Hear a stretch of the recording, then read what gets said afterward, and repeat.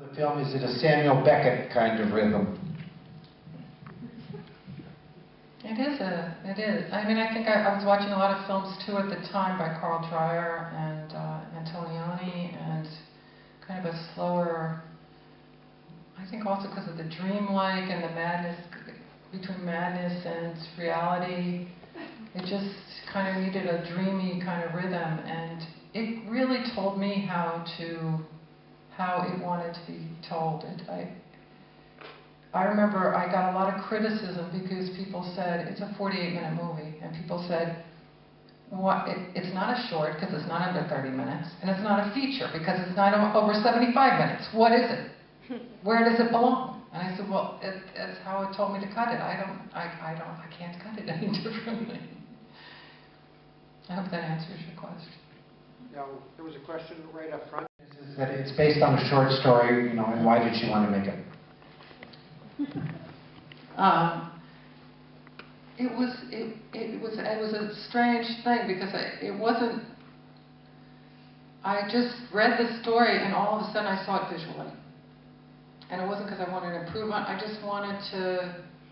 I wanted to leap from it and then put my own, you know, I just wanted to leap from that. That story just seems so.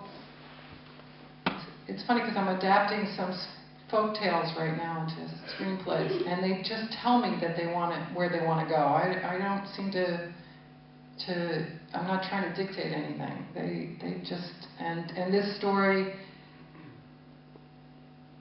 You know, and I've had other times where I've adapted stories, and I realize after I've struggled and struggled and struggled to adapt them, that I'm in love with the language of the author. They're unadaptable. You know, they're just. I don't know. I didn't want to improve on it. I wanted to do something different with it.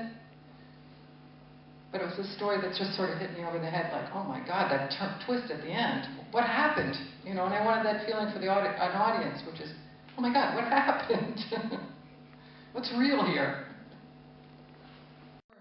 New York City at that time, downtown New York, nobody wanted to live there except for us weirdos. So all the weirdos knew each other. And Nan was a friend. She was part of our, you know, the community of people, you know. New York was kind of like a war zone in that part of New York during the late 70s and the early 80s. And most of the people in the art world, you know, in the film world and the music scene and everything, we all knew each other and we all overlapped. And it was kind of a great thing because we all germinated each other's ideas and worked with each other, and we're all friends.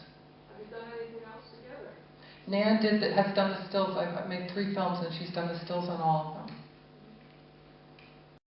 Where was that film? New Jersey. Oh, New Jersey. Of course, car wrecks.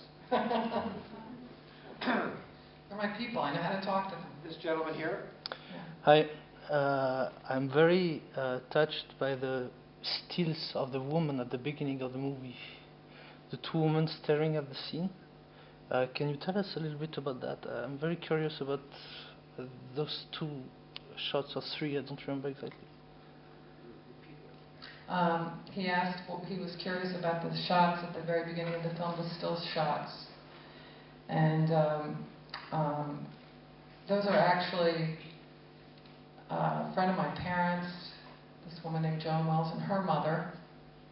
And I took those stills, and the first still was in my old apartment on Prince Street in New York City of Suzanne at the very beginning. And the 2 women are 2 older women that I knew. They're both gone now, and they're supposed to be, you know, inside the fence of the lunatic asylum or whatever.